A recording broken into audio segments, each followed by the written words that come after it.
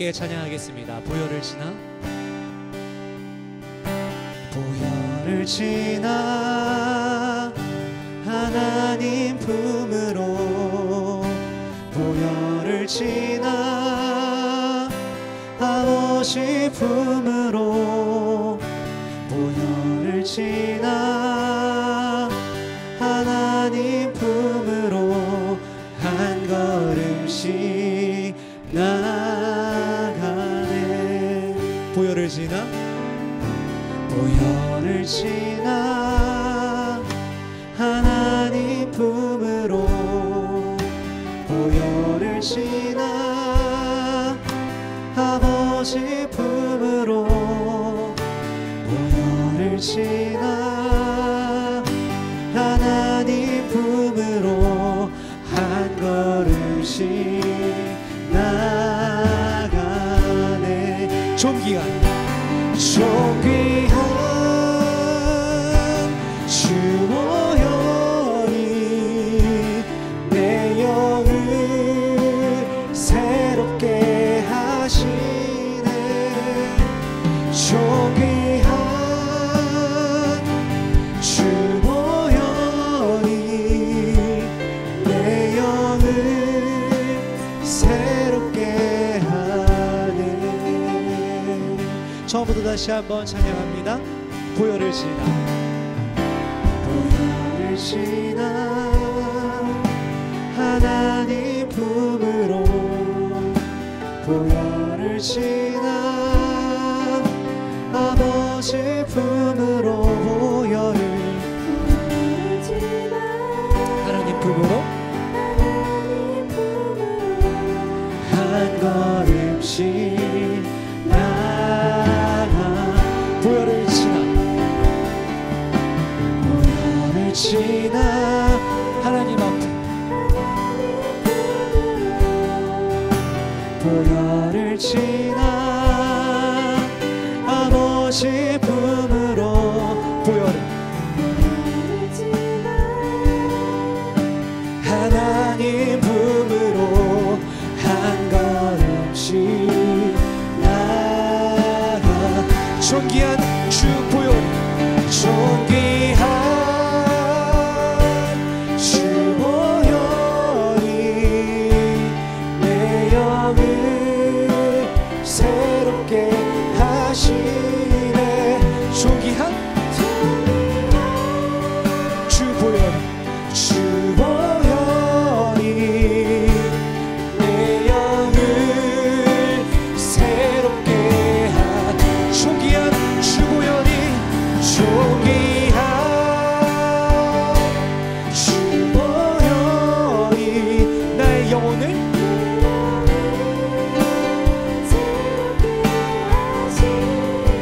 존귀하신 존귀한 주 보혈이 내 영. 내가 십자가 앞에 나아갑니다. 내가 매일 십자가 앞에 내가 매일 십자가 앞에 더 가까이 가오리. 그새 주의 흘린 몸에 비로소 나를 적게 하소. 다시 한번 찬양합시다. 내가 매일 십자가 앞에 더 가까이 가오니. 그새 주의 흘린 몸에 비어서 나를 적게 하소. 우리 그 십자가의 보혈의 공로로 인하여 하나님 앞에 나아간다고 다시 한번 고백하시며 시간 주님의 이름을 한번 부르고 예배를 위해 같이 기도하겠습니다. 주님, 그렇습니다. 하나님 이 시간 예배하는 가운데 보혈을 지나 주님 앞에 나아갑니다. 아버지, 자격 없는 우리의 힘과 우리의 의가 아닙니다. 우리가 십자가 앞에 그 하나님의 앞에 하나님 앞에 주님 예수 그리스도의 보혈을 나눌 수 있음을 고백합니다. 존귀하신 십자가 은혜로 말씀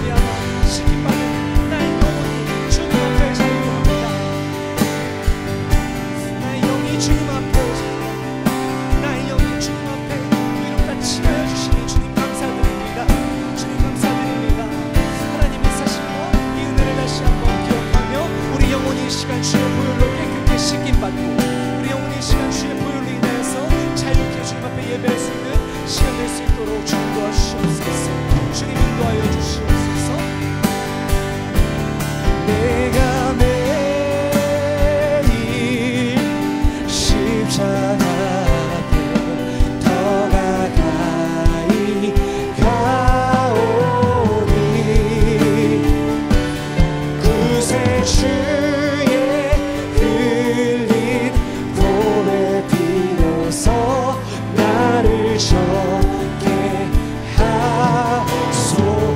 마지막으로 찬양합시다. 내가 매일 십자가 앞에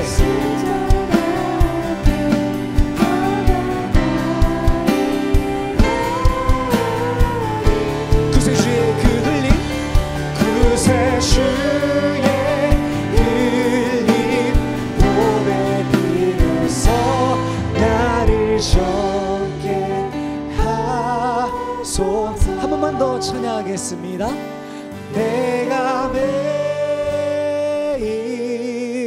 십자가 앞에 더 가까이 가오니 그새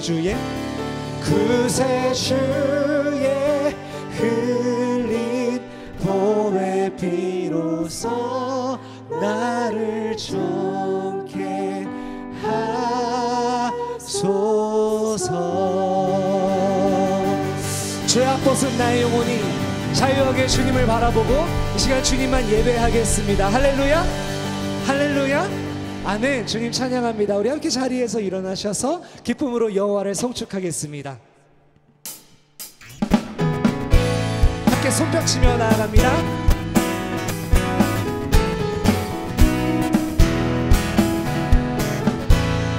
우리에게 매일매일 새로운 은혜를 허락하여 주시는 주님 찬양합니다.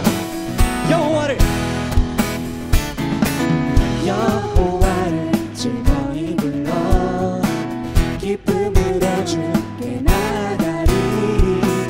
여호와 하나님 난 주의 백성 기르시는. 다시 한번 여호와를 즐거이 불러 기쁨으로 주께 나가리.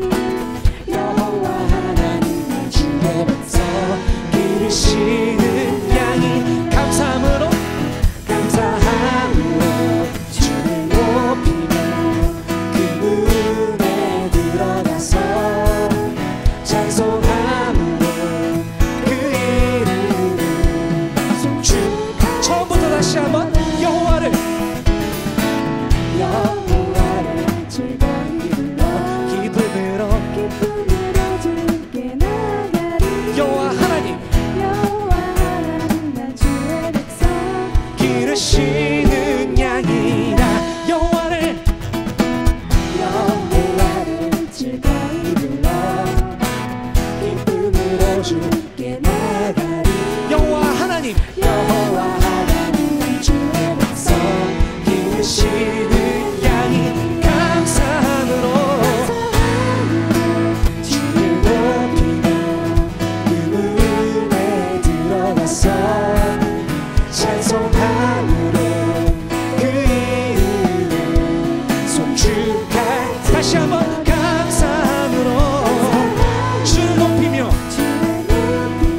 그 앞에 나와 주를 찬송함으로 그 이름을 송축할지어다. 선포합시다. 주의 선함과 인자하심이 영원하고 주의 성실하심이 대대에. 다시 한번 주의 선함과 인자하심이 영원하고 주의 성실하심 대대에 미칠 것입니다. 우리 목소리 높여서 감사함으로 주를 그 문에 들어가서 찬송함으로 그 이름을 송축할. 우리 목소리로만 감사함으로 주를 높이며 그 문에 들어가서 찬송함으로 그 이름을. 이제 여러분들만 한번 감사함으로 주를 높이며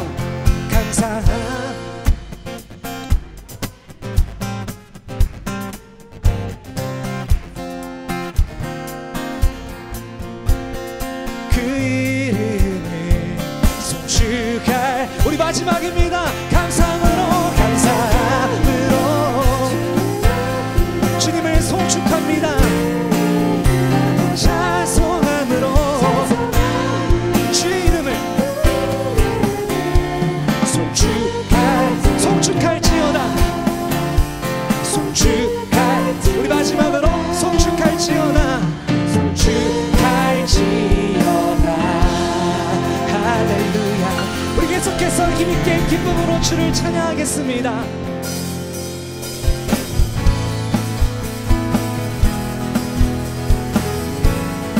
주신 자도 여호와시요 취하신 자도 여호와시니 우리는 오직 주의 이름만 찬양할 것입니다.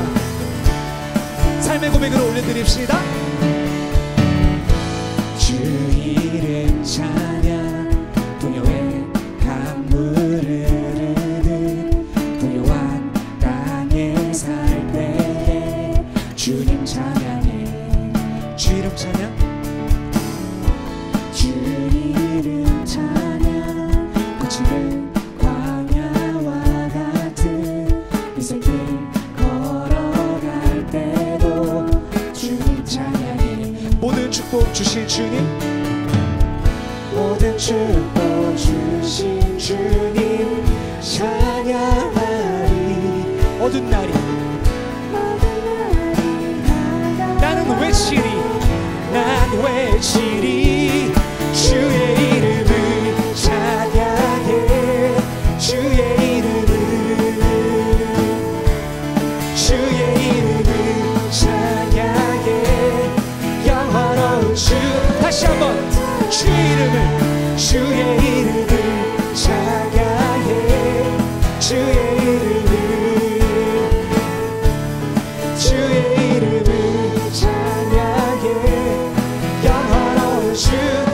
처음부터 2절의 가사로 찬양하겠습니다. 주 이름 찬양, 주 이름 찬양. 이사이 나를 비추고 하늘이 새롭게 될 때 주님 찬양해. 주 이름 찬양, 주 이름 찬양. 간 길 험할지라도 고통이 따를지라도 주님 찬양해. 모든 축복, 모든 축복 주신 주님 찬양하. 어두운 날이 다가와도, 어두운 날이 다가와도 난 외치리. 주의 이름을 찬양해. 주의 이름을, 주의 이름을 찬양해. 영원한. 우리 다시 한번 주 이름 찬양, 찬양해. 오직 주의 이름을, 주께 주의 이름을 찬양해. 우리 계속해서 힘있게 선포하십시다. You give and take away, you give and take away, you give and take away. My heart will choose to say, blessed be your name. You give and take away, you give and, my heart will choose to say.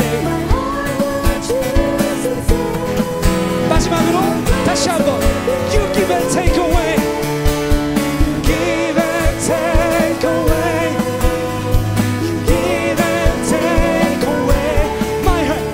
My heart will choose to say, blessed be your name. 주의 이름을, 주의 이름을 찬양해. 주의 이름을, 주께 주의 이름을 찬양해. 영원한. 한 번 더 찬양합니다. 주 이름 찬양, 이름을 찬양해. 주의 이름을. 우리가 고난 중에 있더라도, 우리가 광야의 길을 가더라도 주를 찬양할 것입니다. 영원한 주 이름 찬양. 할렐루야. 주님께 박수와 감사로 영광 돌리겠습니다. 풍요의 길을 가더라도, 광야의 길을 가더라도 주님을 찬양합니다. 아멘. 아멘. 주의 이름을 찬양해. 주의 이름을, 주의 이름을, 주의 이름을 찬양해. 영화로운 주 이름 찬양. 주의 이름을, 주의 이름 찬양해 주의 이름을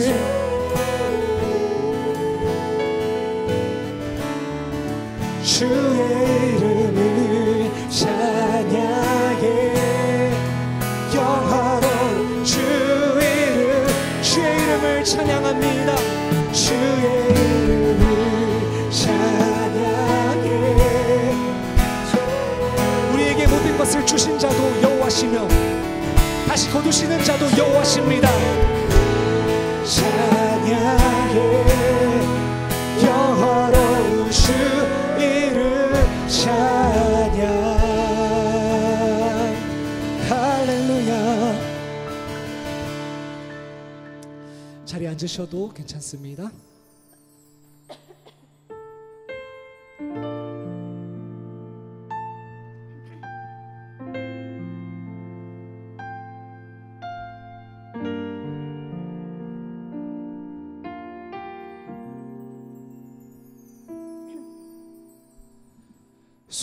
수많은 사람들 주를 따르네 자신의 연약함 가지고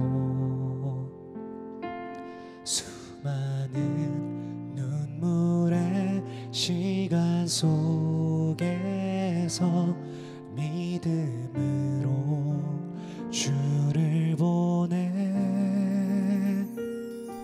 수많은 사람들 주를 따르네 자신의 연약함 가지고 수많은 눈물의 시간 속에서 믿음으로 주를 보내 주의 영원한 사랑으로 주의 말씀을 이루시네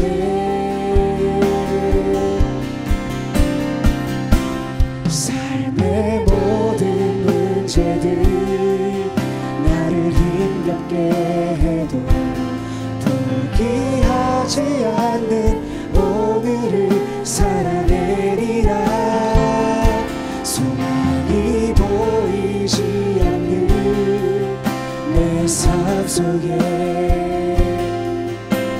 주님만이 소망되어 주의 뜻 이루시리라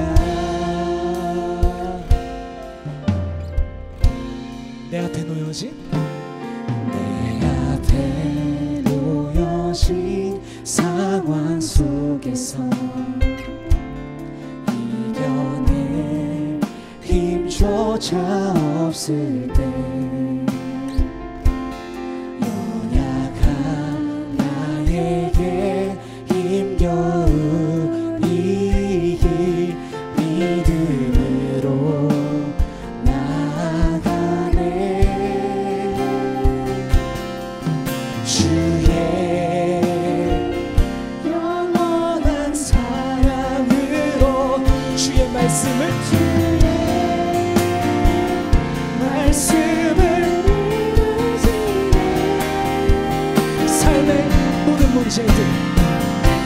삶의 모든 문제들 나를 힘겹게 해도 포기하지 않는 오늘을 살아내리라 소망이 보이지 않는 내 삶 속에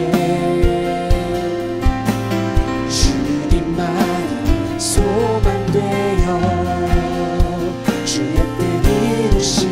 삶의 모든 문제들 삶의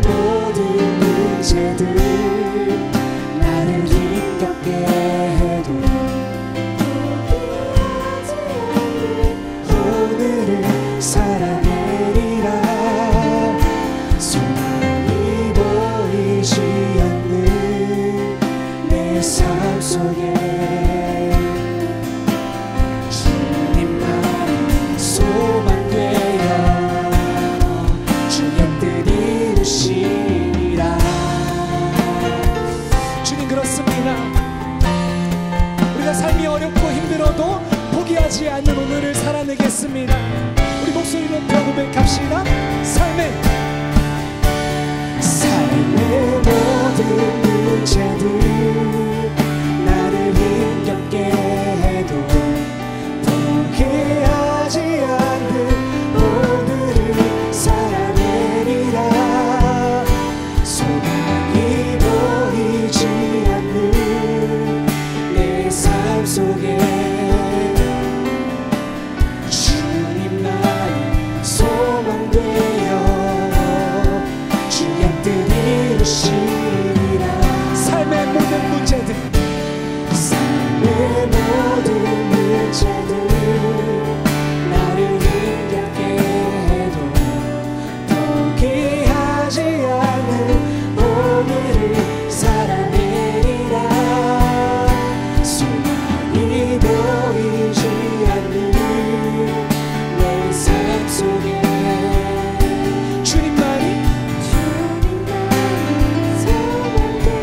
주님만이 나의 삶에서 주의 뜻을 이루어주시옵소서.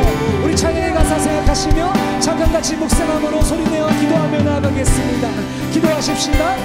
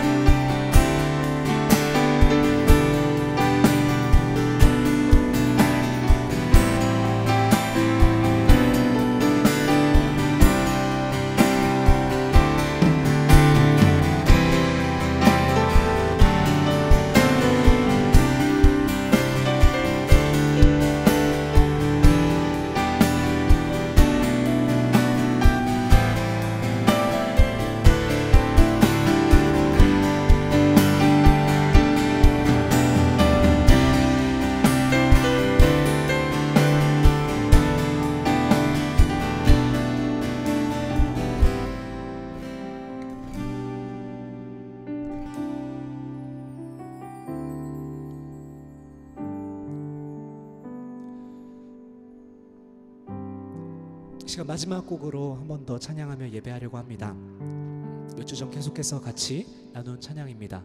주님께서 우리 삶을 지금도 다스리고 계시며 지금도 통치하고 계십니다. 더 나아가서 우리 삶뿐만 아니라 이 땅과 이곳 가운데 또 우리 교회 가운데 모든 민족과 열방 가운데 하나님께서 일하시고 계십니다. 아멘. 아멘. 그 가사의 내용을 담아 함께 찬양하도록 하겠습니다. 주께서 다스리네 내 삶을, 주께서 다스리네 내 삶을, 주께서 일하시네 지금도, 주께서 일하시네 내 삶에, 주께서 다스리네 이 땅을, 주께서 다스리네 이 땅을, 주께서 일하시네 이 시간, 주께서 일하시네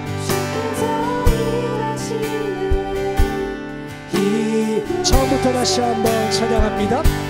주께서 다스리네 내 삶을, 주께서 다스리네 내 삶을, 주께서 일하시네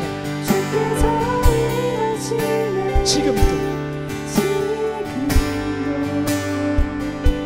주께서 일하시네 내 삶에, 주께서 다스리네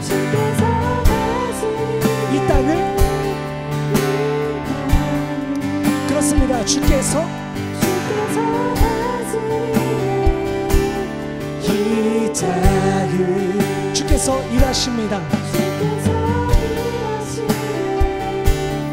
이 시간 주께서 일하시네. 주님만 의지해요. 주님만 의지해요.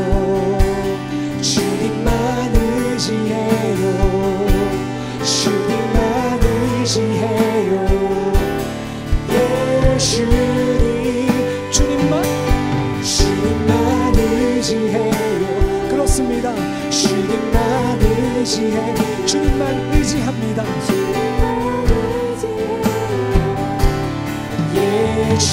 주님만 의지해요. 주님만 의지해요. 주님만 의지해요.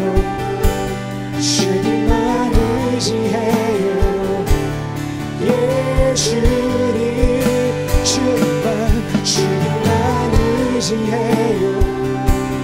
주님만 의지해요. 주님만 의지해요. 주님만 예배해요. 주님만 예배해. 주님만 예배해요. 주님만 예배해요. 예수님 주님만 예배해요. 주님만 예배해요. 시간 마지막으로 기도하실 때 말씀 전하실 김종화 목사님과 또한 예배드리는 가운데 온전히 주님 앞에 집중할 수 있기를 다시 한번 구하며 나아갔으면 좋겠습니다. 우리 주님의 이름 한번 부르고 기도합니다. 주님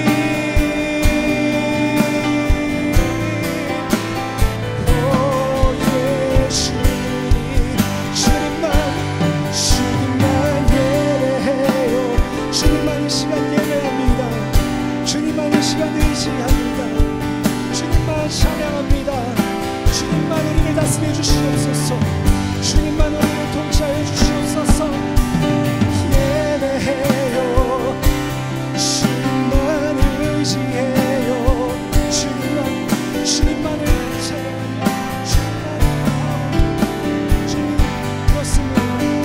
주님 홀로 주님만 우리를 통치하여 주시옵소서. 주의 주권 안에 거하며 주의 주권 안에 주의 통치하신 안에 주님께서 우리를 다스리시며 주님을 앉아주시옵소서. 주님 말씀해 주시옵소서. 우리 계속해서 기도하며 나가십시다.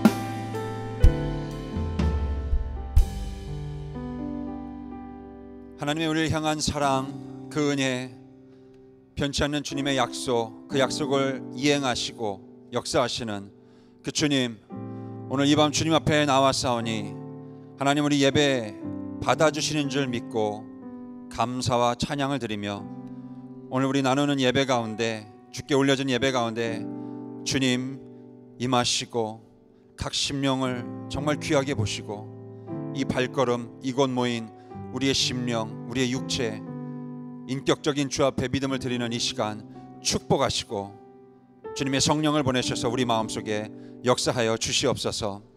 하나님 의지합니다. 이 세상에 정말 많은 의지할 것들이 있지만 결국 우리가 마지막 목말라서 찾는 분은 주님밖에 없음을 고백합니다. 주님께 나아가오니 우리 심령을 주님 붙들어 주시고 하나님의 신령한 것으로 채워질 수 있는 이스라엘 백성들이 땅에 많은 물로 채워졌지만 결국엔 생명수, 하나님이 주시는 신령한 반석의 물로 채워지는 그 은혜가, 그 축복이, 그 경험이, 주님을 만나는 그 귀한 인격적인 믿음이 오늘 이 시간 함께 우리 안에 일어날 수 있도록 주께서 도와주시고 예배 가운데 주인 되어 주시고 우리와 만나 주시옵소서. 주님께 맡기옵고 감사하고 간절히 의지하면서 예수님의 이름으로 기도드립니다. 아멘.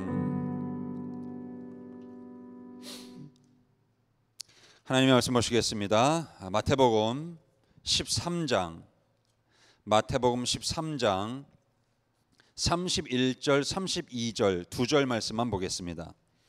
마태복음 13장 31절 32절 두 절 말씀입니다. 네, 우리 함께 두 절 말씀이기 때문에 다 함께 두 절 말씀 31절 32절 함께 봉독하시겠습니다. 또 비유를 들어 이르시되 천국은 마치 사람이 자기 밭에 갖다 심은 겨자씨 하나를 같으니 이 모든 씨보다 작은 것이로되 자란 후에는 풀보다 커서 나무가 되매 공중의 새들이 와서 그 가지에 깃들이느니라. 아멘.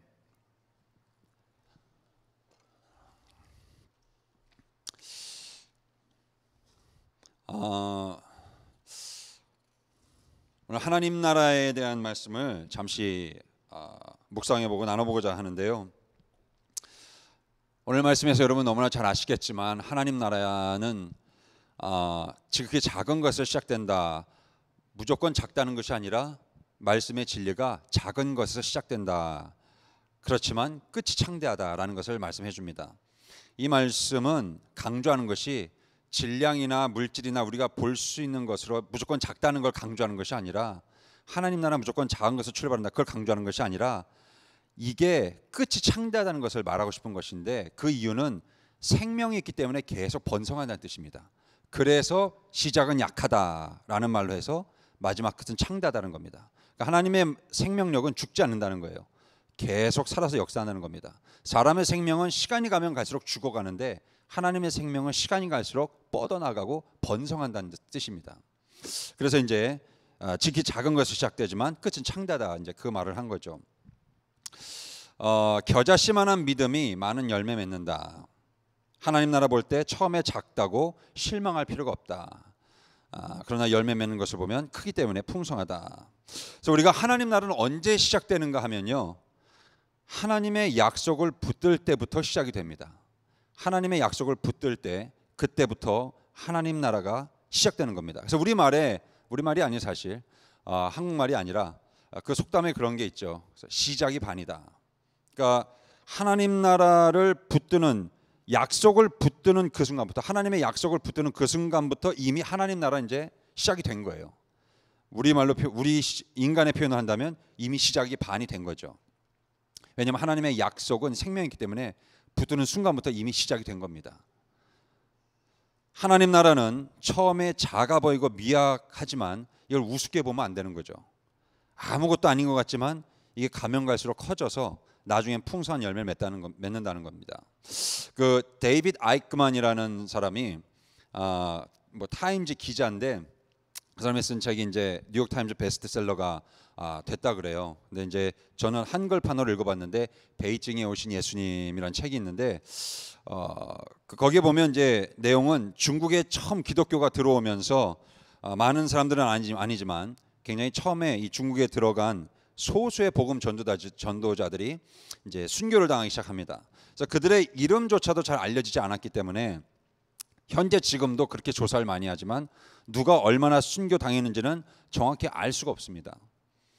그러나 어느 시골 한 구석에서 죽음을 당했을지 모를 그 우스운 죽음, 세상 사람들은 참 우스운 죽음이라고 하겠죠. 누가 아무도 모르는데, 그냥 정말 아무도 모르게 그냥 죽었는데, 그런데 이 우스워 보이는 헌신과 희생과 그 죽음, 그 피값 때문에 오늘날 중국 크리스천이요 정말 생겨날 수 없는 그런 상황에서 최소한이 2,500만, 비공식적으로는 8천만에 이른다는 겁니다.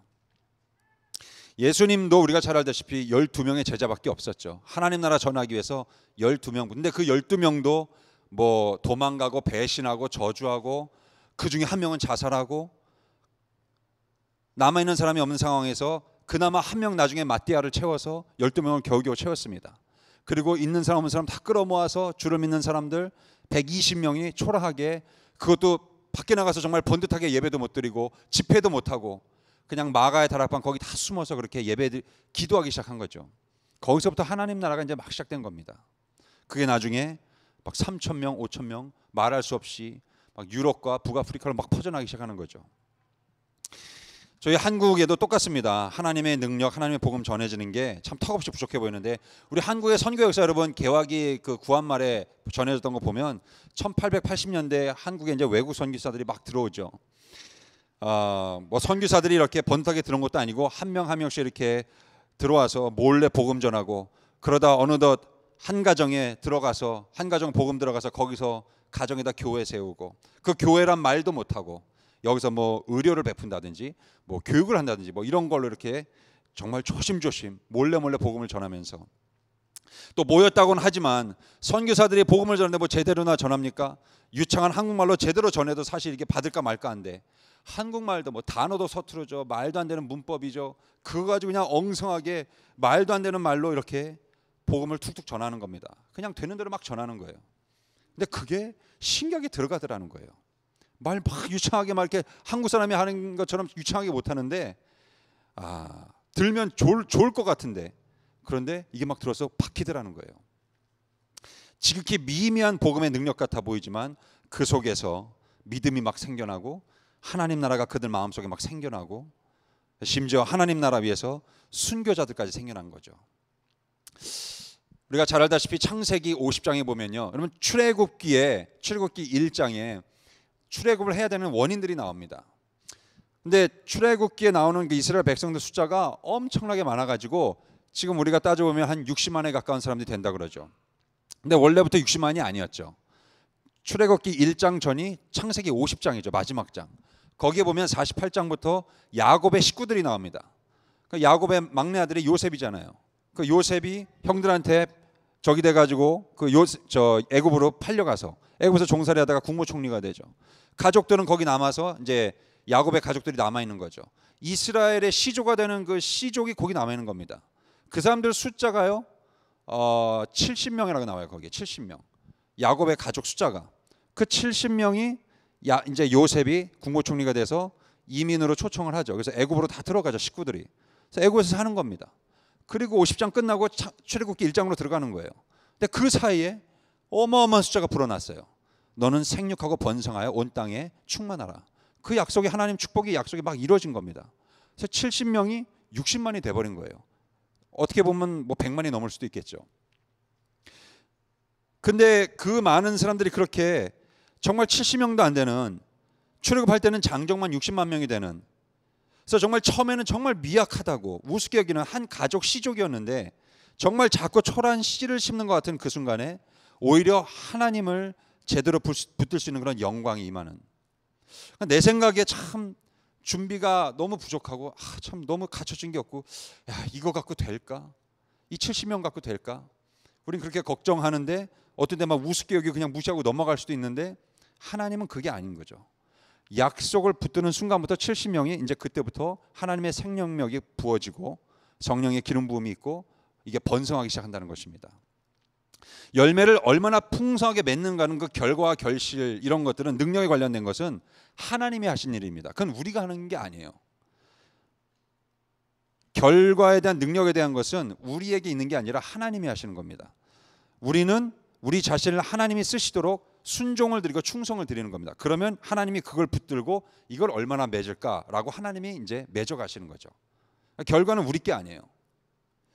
하나님이 사용하실 수 있도록 하나님의 의의 병기로 우리가 이제 거룩한 모습으로 드리는 거죠. 거룩한 충성을 드리고 거룩한 순종을 드리는 겁니다. 제가 개인적으로 굉장히 처음 사역을 막 시작할 때 굉장히 제 어떤 사역의 지금까지도 한 기초가 되는 한 부분이 있는데 굉장히 큰 창피를 당했고 아주 큰 기억이 남는 게 있습니다. 제겐 축복이라고 생각하는데 제가 처음 사역을 시작했을 때가 1996년도예요. 96년도인데 대전에서 시작을 했습니다. 근데 대전에 신학교를 이제 다니면서 대전에 신학교를 다니면서 처음 전도사로서 첫 번째 사역지가 이제 대전에 신학교 다니면서 대전에 한 교회였는데 사역 부서는 중등부였어요. 그러니까 제 첫 번째 사역 부서가 중등부였어요. 근데 중등부 전도사를 이제 그 교회 1년 그냥 다니고 그 다음 해 이제 중등부를 맡기 시작했는데 이제 3월 신학기가 됐잖아요. 그래서 제가 이제 막 의욕을 가지고 이제 뭐 열심히 이제 했는데 처음에 이렇게 갔는데 시작한 지 몇 달 안 돼서 이 중등부가 갑자기 한 30명이 늘어난 거예요. 그래서 굉장히 제가 기뻐가지고 교육 목사님에게 이게 이제 그때는 거기는 교회가 좀 이제 큰 편이어서 한 2,000명 나오는 교회였는데 중등부 예배실이 따로 있고 고등부 예배실이 따로 있고 다 따로 있었어요. 근데 이제 중등부 예배실이 작다고 느껴진 거예요. 이제 막 한 40명 정도인데 막 30명이 불어나니까 7, 80명 되니까 제가 의기양양하게 교육 목사님한테 가가지고 우리 예배당 좀 바꿔주세요. 제가 딱 그랬어요. 근데 목사님이 약간 시큰둥해요. 그래서 왜 그러시나 그러고 알았다고 그러면 이제 내가 지금 바로 바꿔줄 수 없으니까 다른 고등부하고 이제 좀 얘기를 해봐서 바꿀 테니까 좀만 기다려보라고. 근데 한 2달 지나니까 인원이 싹 빠지는 거예요. 그러더니 다시 원래 한 40명으로 이렇게 딱 돌아오는 거예요, 숫자가. 그래서 나중에 알고 봤더니 원래 그렇게 학기 초 처음에는 매년 그런데요. 매년 한 20명에서 30명이 늘어난대요. 신학기니까. 그러다가 한 몇 달 지나면 여름쯤 되면 이제 쑥 빠지는 거예요. 그래서 원래 숫자대로 간다는 거죠. 근데 저는 이제 그게 처음 갔고 그걸 처음 사역을 해보니까 그걸 몰랐던 거예요. 그래서 그 많은 다른 우리 친구 전도사님들 앞에서 제가 그런 얘기 딱 한 거죠. 그러니까 제가 얼마나 창피했겠어요. 얼마나 무안하고. 속으로 제가 그때 첫 번째 사역에서 그러다 보니까 제 안에 뭐가 있었냐면 약간 패배주의 같은 게 있었어요. 나는 해도 안 되나 보다. 막 이제 좀 그렇지 내가 무슨 영향력을 뭘 줄 수가 있어. 이제 그런 게 첫 사역부터 그렇게 들어와 있었어요.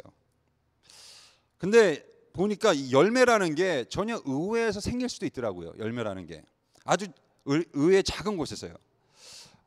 제가 이제 그 다음 해에 청년부를 맡게 됐고 그 다음에 이제 한 2년 3년 있다가 이제 제 첫 목회지로 나갔어요. 그래서 이제 목회를 하는데 경기도 안산으로 이제 올라갔습니다. 근데 그래도 제가 학교는 신학 대학원을 나와야 되기 때문에 이제 그 대전 학교를 계속 일주일에 한 3번은 가야 됐어요. 근데 가서 이제 가면은 여전히 그 대전에 있는 우리 후배 전도사님들하고 얼굴도 볼 때가 있고. 근데 이제 어느 날 이제 학교에서 그 후배 전도사님 만났는데 함께 이제 자판기 앞에서 이렇게 커피를 한 잔 이렇게 탁 마시다가 뭐 이런저런 얘기를 하는데 우연히 제가 중등부를 담당했을 때 그 중등부 회장을 담당했었던 그 아이 이름이 김선일이었어요. 김선일인데 그 아이를 얘기하는 거예요, 갑자기. 그래서 애가 그때 참 회장이었고 부모님의 기대가 컸던 아이였어요. 근데 얘가 신학교를 갔다고 얘기를 하더라고요. 그래서 제가 깜짝 놀랐어요. 그래? 그래서 굉장히 제가 의아해가지고 놀랐는데 근데 또 얘기하는 게 그 아이가 신학교를 간 게 저 때문이라는 거예요. 그래서 어떤 그 같이 함께 중등부 회장으로서 함께 일하면서 뭐 좀 영향을 받았다는 거예요. 근데 그때 딱 1년 중등부 사역하다가 그 다음에 그렇게 떠나갔으니까 저는 전혀 그 아이를 뭐 새까맣게 잊어버리고 살았고 뭐 사실 대전에 있었던 뭐 그때 일들이 뭐 가물가물하죠. 저도 제 목회하기 바쁜데 그 뭐 기억이 나겠어요. 그냥 가끔 학교 가면 생각나고 그럴 정도죠. 근데 그런 생각이 들더라고요. 그 친구가 이제는 뭐 글쎄요 한 30대 중반 됐을까요? 뭐 이 정도 됐을 텐데 저는 그 친구가 사실 그런 생각 가졌어도 한 고등학교 1, 2학년 가면 그거 충분히 포기할 수 있거든요. 한 중학교 때 그런 생각 가질 수 있고 고등학교 1학년 때 그런 생각 가질 수 있어요. 근데 고3까지 가고 정말로 신학교를 간다는 거는 이거 보통 일이 아니거든요. 그래서 이 친구가 정말 소명을 받고 콜링을 받았나 보다 목회로. 근데 이제 그런 마음이 들더라고요. 이제 30대 중반이 됐겠고 뭐 그러면 아마도 제가 무능해서 제가 못하는 여러 가지 목회 열매를 이 친구가 나 대신 맺어줄 수 있겠구나. 그러니까 하나님 나라는 내가 잘하든 못하든 내가 여전히 뭘 못하든 그래서 별 상관이 없고 전체 그림을 보시는 하나님께서 여기선 이렇게 거두시고 또 여기서 이렇게 조금 뿌린 씨앗 갖다가 또 여기서 또 이만큼 거두시고 또 이 중에 씨 몇 개 뿌려서 또 여기서 이만큼 거두시고 그러니까 하나님 전체 그림에는 별 영향이 없는 거예요. 우리는 제일 중요한 건 뭐냐면 맡은 자들에게 구할 것은 충성이라고 했거든요. 그러니까 그 자리에서 변치 않고 충성을 하면 나도 모르게 자꾸 씨를 뿌리게 되는 거고 하나님 그거 걷어서 30배, 60배, 100배를 걷어가시는 겁니다. 나중에 보면 이제 우리도 어느 순간에 하나님이 그런 큰 픽처를 딱 보여줄 때가 있는 거예요. 그럼 내가 한 게 헛게 아니었구나. 내가 그래도 씨를 뿌리고 있었구나. 그리고 그게 잘하고 있었구나.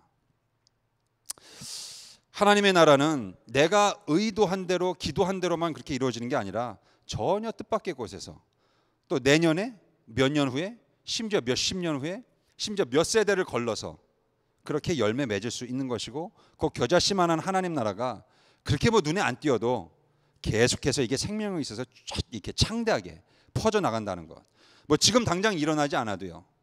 지금 여기서 일어나지 않아도 내 눈앞에 벌어지지 않아도 그저 주어진 자리에서 주께 충성하는 일꾼으로 살아가는 것. 그럴 때 씨앗이 뿌려지고 심겨지게 되고 하나님이 거두신다. 여러분 그리스도인의 정말 능력은요. 이겁니다 여러분. 정말 이거예요. 변치 않고 충성하는 거. 여러분 이게 기적입니다 여러분.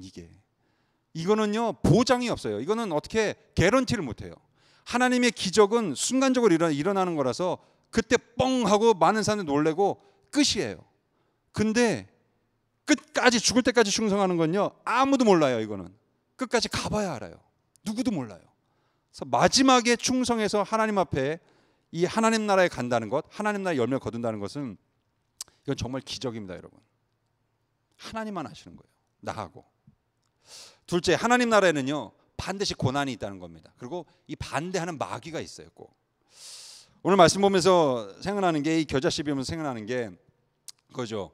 요한복음 12장에 하나의 밀이 땅에 떨어져 그대로 있으면 이게 열매 맺는 게 없죠. 근데 이게 죽으면 많은 열매를 맺는다. 그냥 하나 그대로 있는데 죽지 않으면 하나 그대로 있는데 이게 죽어야 열매가 맺어진다. 그래서 우리는 하나님의 나라를 위해서 일꾼으로 이 땅을 살아가는 것이 굉장히 어렵습니다. 그렇게 또 말해야 이게 정상이고요. 그런 경험을 해야 그게 정상입니다. 왜냐하면 이 땅을 그리스도인으로 살아간다는 것이 정말 어렵기 때문에 그래요. 그리스도인의 삶의 거룩한 이 삶에 우리 거룩한 이 웨이브가 세상이 불어오는 웨이브하고 이게 달라서 정면을 맞부딪힐 때가 많아요. 근데 우리가 그게 무서울 때가 많잖아요. 저도 무서울 때가 많은데 두려울 때가 많은데 저거 부딪혔다가 나 산산조각이 나면 어떡하지? 내가 이렇게 상처받으면 어떡하지? 그 고통은 내가 또 어떻게 감당을 해? 그래서 이제 내가 죽는다는 거죠. 하나님의 나라를 세워가고 확장한다는 것은 그만큼 내가 죽어야 열매를 맺는다는 것입니다. 그만큼 내 영이 죄에 대해서는 죽고 의에 대해서는 살아나야 한다는 것이죠. 내 죄의 본성이 십자가에 못 박혀서 죽어야 한다는 것입니다. 제가 감정적인 믿음 그리고 말씀 위에 서 있는 신앙 그 두 가지를 이렇게 차이점을 비교할 때 예로 드는 게 항상 있어요. 그 한국에서 목회할 때 이렇게 차를 타고 가다 오면 어떤 때는 제가 막 혼자 설교하고 혼자 은혜 받아가지고 막 이렇게 막 이럴 때가 있어요. 혼자 막 그냥 업돼가지고. 근데 그게 은혜 받을 때가 있지만 어떤 때 아닌 때가 있어요. 가짜가 있어요. 그럼 어떤 때 제가 분별하냐면 찬양 테이프를 막 틀고서 막 가요. 근데 막 그 찬양에 막 제가 은혜가 돼가지고 막 또 볼륨을 키워놔요. 그럼 막 더 은혜가 돼. 막 여기서 벅차오르면서 가사의 내용에 내가 충만히 젖어서 내가 이렇게 살리라 할렐루야 하면서 쫙 나가요. 그럼 이제 교회 딱 도착해요. 아니면 집에 딱 도착해요. 근데 딱 시동을 끄고 이게 딱 꺼져요. 음악이. 그러면 다시 현실이 보여요. 음악이 싹 꺼지면서 이게 현실이구나. 난 문을 열고 나가야 되는구나. 내 앞에 있는 이 차가운 현실이 이제 눈앞에 보이는 거예요. 내가 뚫고 나가야 되는 게. 그게 그 한순간에만 있으면 그래도 그나마 다행이에요. 근데 이게 이런 삶이 만약에 내 신앙 가운데서 신앙생활 속에서 연속이 된다면 이제 이것은 나는 말씀 위에 선 신앙보다는 감정에 휘둘리면서 살아가는 신앙이 더 큰 겁니다. 어떤 나를 감정을 만족시켜줄 만한 거에 의해서 막 감정이 북받쳐 올라서 주를 열심히 믿다가 또 그 감정이 식을 만한 또는 아프게 할 만한 이런 것들이 있으면 또 그만 이렇게 좀 풀이 죽고 또 오해하고 또 싫어하고 미워하고 또 유혹에 넘어가고 또 세상 정욕에 또 선택을 하고 이렇게 된다면 우리는 말씀에 섰다기보다는 감정에 이끌리기 쉬운 그런 믿음으로 살아가고 있다는 거죠. 근데 이 평소에 신실하게 말씀에 세워진 믿음은 이런 감정적인 요인 또는 이성적인 만족 이런 것들에 의해서 순종하는 믿음이 이렇게 자기 순종하는 믿음이 흔들리지 않습니다. 그런 조건들이 이성적인 감정적인 요인들이 어떤 것에 의해서든 만족하든지 혹은 만족이 안 되든지 간에 변함없이 그냥 순종을 드리는 거예요. 하나님께. 이걸 순종을 드려야 되면 그에 상관없이 순종을 드리는 겁니다. 그렇게 살아가는 사람이 말씀에 선 신앙의 사람이에요. 결국 믿음은 그 사람이 무슨 말을 하든지 간에 어떻게 살든지 간에 어떻게 보이든지 간에 정말 현실 속에서 순종을 하고 있는가로 결정이 되는 겁니다. 결국에는 현실의 삶 속에서 고난 속에서 믿음을 하나님께 드리는 그 믿음을 보이는 자가, 하나님께 믿음을 보이는 자가 말씀 위에 서 있는 사람이라는 거죠. 그래서 고린도전서 3장에서 사도 바울이 말하는 것은 만일 누구든지 금이나 은이나 보석이나 나무나 풀이나 짚으로 이 터 위에 세우면 각 사람의 공적이 나타날 터인데 그날이 공적을 밝히리니 이는 불로 나타내고 그 불이 각 사람의 공적이 어떠한 것을 시험할 것임이라. 만일 누구든지 그 위에 세운 공적이 그대로 있으면 상을 받고 누구든지 그 공적에 불타면 해를 받으리니 그러나 자신은 구원을 받되 불 가운데서 받은 것 같으리라. 무슨 말씀인지 아시겠죠? 우리가 하나님 앞에 설 때에 이런 것이 있는데 세상은 금이나 은이나 보석이나 나무나 풀이나 짚으로 터를 세워요. 그러니까 이런 것들로 내 믿음을 터로 삼아 세운다면 하나님이 널 시험해 보겠다는 겁니다. 뭘로요? 불로요. 그래서 불로 태워서 뜨거운 불로 끊임없이 태우면 세상의 것으로 세워진 믿음은 그게 결국 불에 다 없어진다는 거예요. 근데 그리스도의 터 위에 세워진 그 믿음은 불로 아무리 태워도 안 태워지고 우리가 주님께 드린 공적, 이게 영어 성경에는 월크라고 되어 있어요. 우리가 그리스도를 위해서 월크한 것, 드린 그 공력, 공적이 안 타고 불에 안 타고 그대로 남아있다는 겁니다. 하나님은 그 터를 보겠다는 거예요. 내가 아무리 불로 태워도 태울 수 없는 그대로 남아있는 공적을 네가 갖고 있는지 내가 보겠다라는 거예요. 쉽게 말해서 순종을 끝까지 보겠다는 겁니다.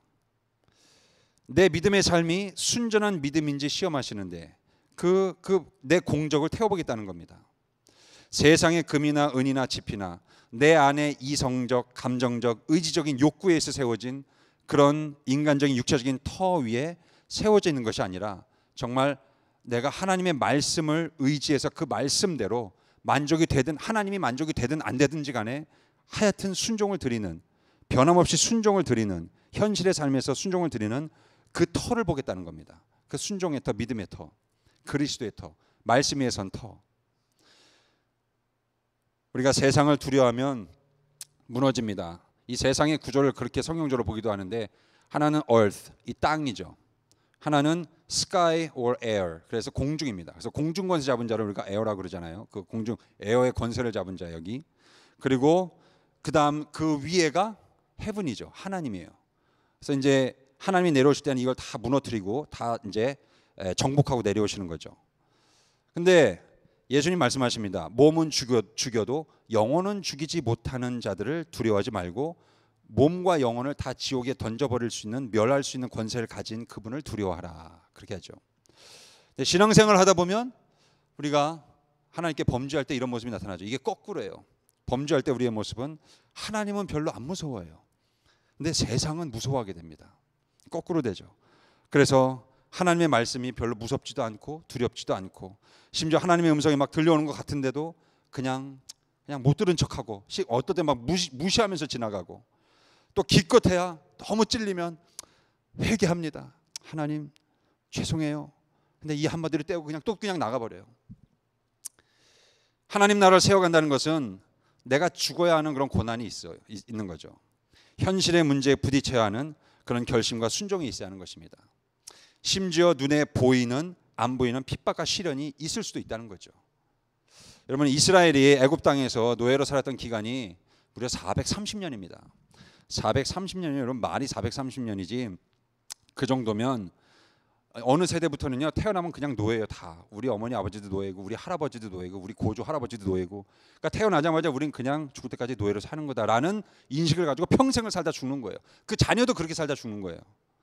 문제는 뭐냐면 노예 근성이 붙어버린 거예요. 노예 근성.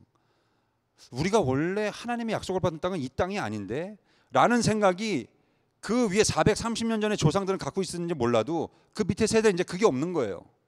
우리 땅은 원래 저쪽 예루살렘 이스라엘 그쪽 땅인데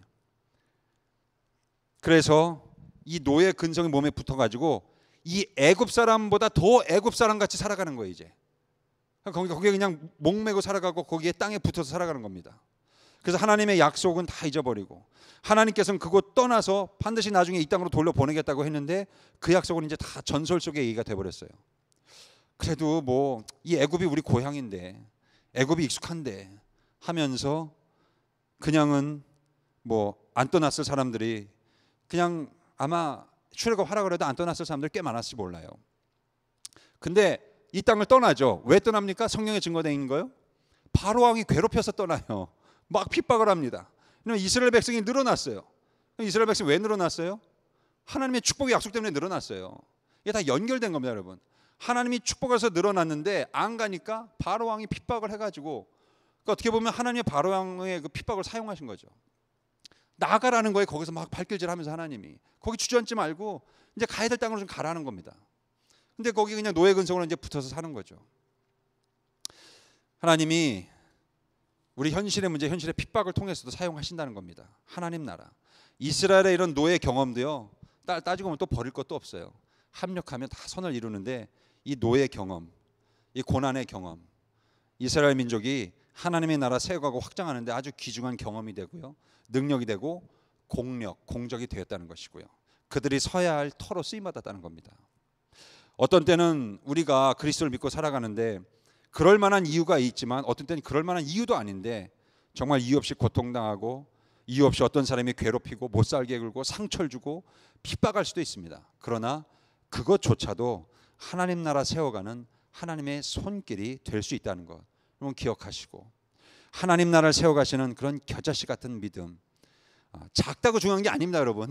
작다고 중요한 게 아니라 그 생명력을 말하고 싶은 거예요. 이 예수님은 작더라도 실망하거나 무시하지 마시고 하나님의 거대한 섭리와 경륜 속에서 정말 여러분의 우리의 이 겨자씨 믿음을 사용해서 30배, 60배, 100배 하나님 나라의 결과를 만들어 가시는 그 전능하신 하나님께 변함없는 영광을, 순종을 돌리는 삶, 그렇게 작은 일에 충성된 변함없는 우리 믿음의 종들이 되시고, 또 고난과 힘든 현실 속에서도 오직 그리스도라는 터 위에, 그 위에 세워진 터, 정말 말씀 위에 세워진 정말 그 믿음, 그 위에 세워진 여러분의 믿음으로 아무리 마지막에 불에 태워도 없어지지 않는, 태워 없어지지 않는, 사라지지 않는 참된 공력을 하나님께 올려드리는 삶 살아가시기를 주의 이름으로 축원합니다.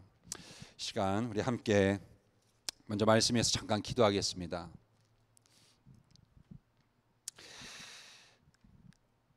하나님, 내가 작아도 내 노력이 참 미미하고 미약해도 정말 보잘것없고 초라해도 그런 내가 있는 그 자리에서 하나님 앞에 변치 않는 마음과 믿음 가지고 순종을 드리고 충성을 드리면 결국은 내가 아니라 하나님이 하십니다.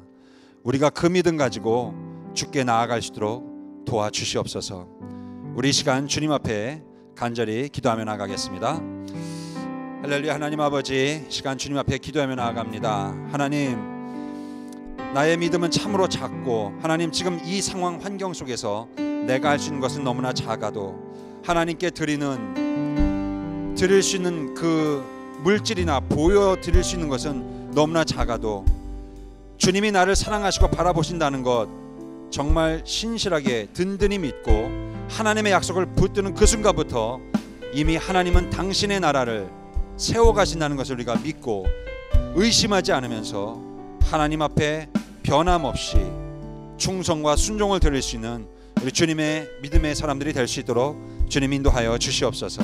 그래서 하나님, 우리 정말 나 한 사람의 내 영혼이 주님 앞에 주님이 약속하신 하나님 나라에 정말 그곳에서의 다른 곳에서의 변함없는, 상황은 다르고 장소는 다르지만 정말 하나님께서 우리가 각자가 드리는 충성과 순종을 통해서 거대한 하나님 나라, 끊임없이 뻗어나가는, 창대하게 뻗어나가는 하나님 나라의 한 도구로 쓰임받을 수 있도록 주님 인도하여 주시옵소서.